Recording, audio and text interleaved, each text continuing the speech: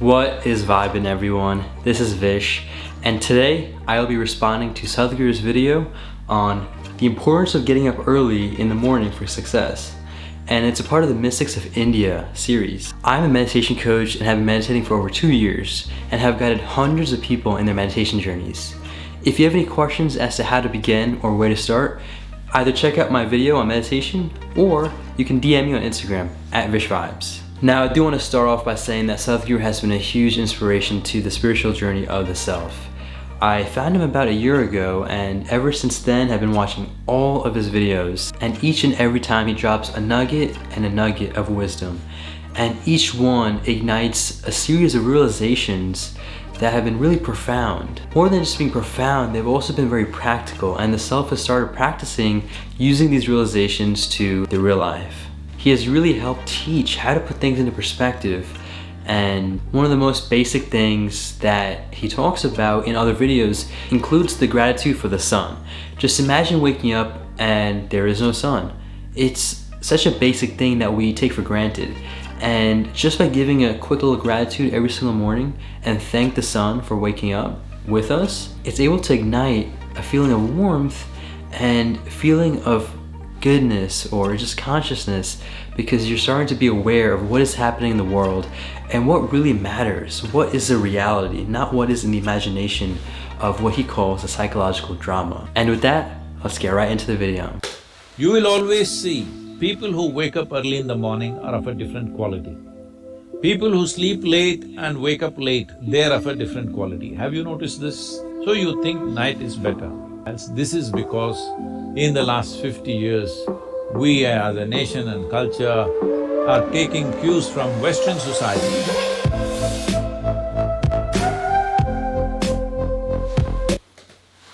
Wow, so I do have to first start by saying that I love the way he is super adventurous, whether it was riding that boat or just riding that motorcycle.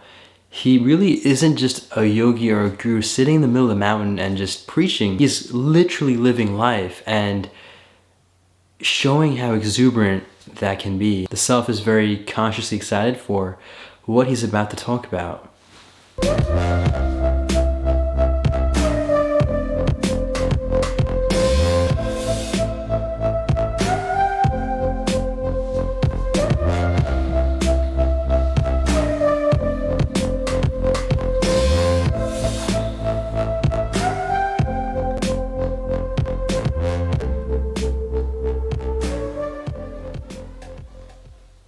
Life at a B school almost necessitates, working really late, because to start with, the academic workload is pretty heavy, and then you have a lot of extracurricular activities, and then you have group study assignments. So inevitably, people end up studying late into the night, and many people also prefer it because the night is a quiet time and they find that they're able to focus.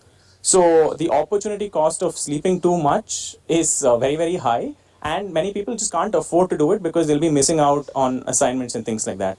So in such a work environment, how would one really manage and look out for their quality of health and quality of sleep? Because you also function a slightly different sleep schedule as opposed to the rest of us, but manage to stay healthy. You said it necessitates nightlife. Well, you said two things. Okay, so real quickly, before he responds, I do have to say that the self does relate with a question, because currently the self does go to UT, University of Texas at Austin, Hokum, and a huge part of the lifestyle in college that a lot of students follow does include the late night studying, the late night snacking, the late night partying, whatever it might be, and it really goes to show that a lot of students themselves are really harming their health.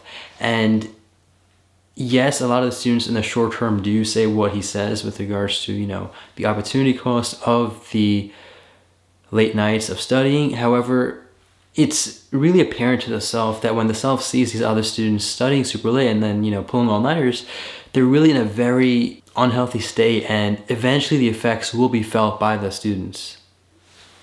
One thing is, it's quiet. Believe me, early mornings are much quieter than nights. Wake up at 3:30 and see everything is dead quiet. 12 o'clock, it's still not quiet. Not in Chandigarh, I'm sure. I hear a lot about Chandigarh's lifestyle these days. Definitely at even 12, 1 o'clock, still activity is going on, automobiles are going on.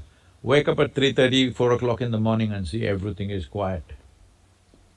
There are three kinds of people who want to stay awake in the night: yogis, rogis and bogis. I love the way the words rhymed. Let's see what that means. Well, we'll start with a bogi, one who is looking for, you said extracurricular activity. We don't know what that is, I don't want to inquire into that, okay? Bogies are those who are pleasure seekers. For them, night is a conducive time. So they always, in the world, this kind of activity is called nightlife. Nightlife does not mean studying in the ISB, all right? Nightlife means being on the street and doing something else, whatever that is. And a rogi, somebody is… So he mentioned the bogey. I'm not too sure what that still means. It seems a bit vague, and from what he described, it's a pleasure seeker who is on the streets. Still not too sure what that means, however, let's just continue and I'll maybe look into it afterwards. is sick. He cannot sleep. Inevitably he stays up in the night because he cannot sleep. If he lies down, he will cough, he will do this, he will do that, so he will sit up. A yogi also… A rogi is actually a term that the mom has used in the past, and there have been references to where it's really just almost like a derogatory term, at least the way it's been used from the experiences of the self, and usually referred to someone that has some sort of disease and is really just harming their health, and they're called a rogi. So that is interesting the way he connects that. sits up for a different reason altogether. So these are the three kinds of people: yogis, rogis and bogis. Which one are you? You must first determine. You're sure not a rogi? Between a bogi and a yogi, you must decide. Well, yogi need not necessarily mean you're sitting and meditating, you're studying. This is also yoga. Study means what? Something that is not a part of you, you're trying to make it a part of yourself. This is what yoga means. Yoga means union. You got yoked with something. It could be knowledge. I have to make a quick comment because he talked about yoga. It's really important and essential that we understand that yoga itself and the original term has been widely misused and misunderstood in the Western world. A lot of people in the West all think about yoga as a physical movement and doing certain postures and even just a workout. However, at its core, from the way Sadhguru describes it, it's only 1% of that. There's so much more to it. And really, at its true core, it's about the union with the universe. It could be an experience, it could be cosmos, it doesn't matter what, but in some way you're doing some yoga. So you think night is better. This is just a question of lifestyles. This is because in the last 50 years, we as a nation and culture are taking cues from Western societies and paying a big price for that. You will always see people who wake up early in the morning are of a different quality. That is very fascinating to see and observe, because if you look at the history and even the trajectory of where things are going right now, there was a period of time where the Western world was colonizing the rest of the world, and as a result there was that sense of Western dominance and Western imperialism as well as Western standards that the other parts of the world want to copy.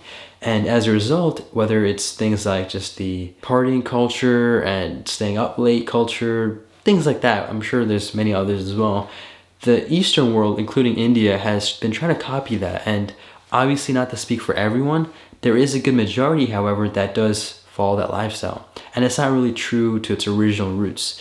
And now it's very interesting because now the Western world is taking things from the Eastern world, whether it's yoga, quote-unquote yoga, meditation, all these other practices, and it's almost getting flip-flopped. People who sleep late and wake up late, they're of a different quality. Have you noticed this?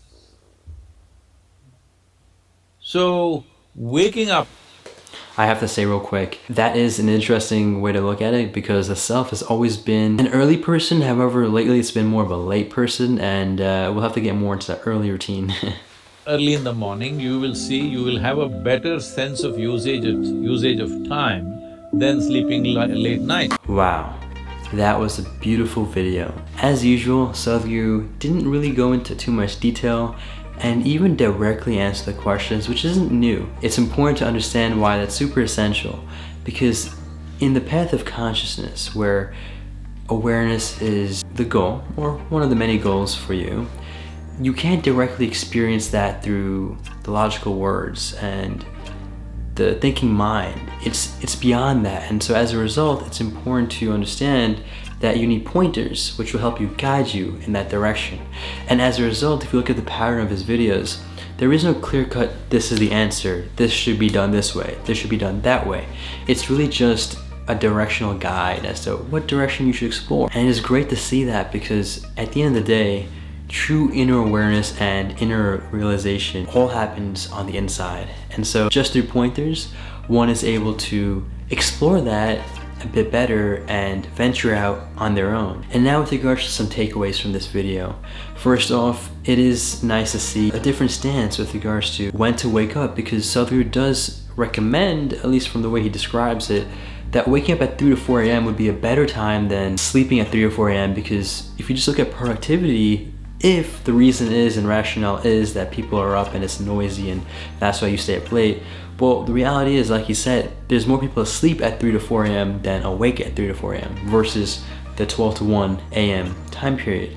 And so if one truly is conscious about how to make use of their time and how to be most productive, making these unconscious excuses about, oh yeah, I'm gonna just stay up a couple more hours, is really not valid, because at the end, if they truly do want to make optimal use of the time, waking up at 3 to 4 a.m. would serve them best. Now, I know that's not easy, and the self has experimented with that approach many times, and has worked from time to time.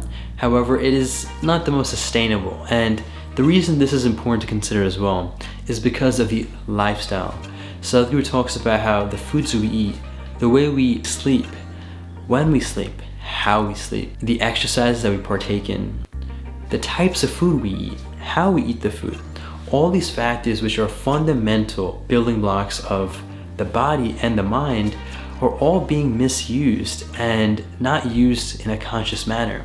And so as a result, it is natural for the body to require more sleep just to take care of all those unconscious activities that go on in the body, because you at the end are causing a lot of harm. And that is why he very much emphasizes in other videos how with enough yogic practices and conscious awareness with regards to living, one would even be able to sleep and run off of 3 to 4 hours of sleep, obviously quality hours of sleep, and as a result would have more time to study or work and do whatever else you have to do. He does talk about the yogi, rogi, and bogi types of people, and I will have to still explore what bogi means. It's really nice to see how Sadhguru talks about how we can all be yogis. It's really just a matter of conscious choices that we take at the end.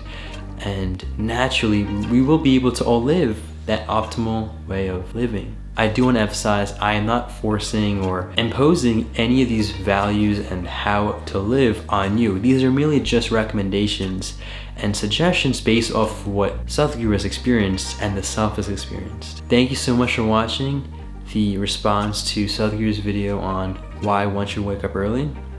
And with that, make it a great day, take it joyfully, and stay conscious.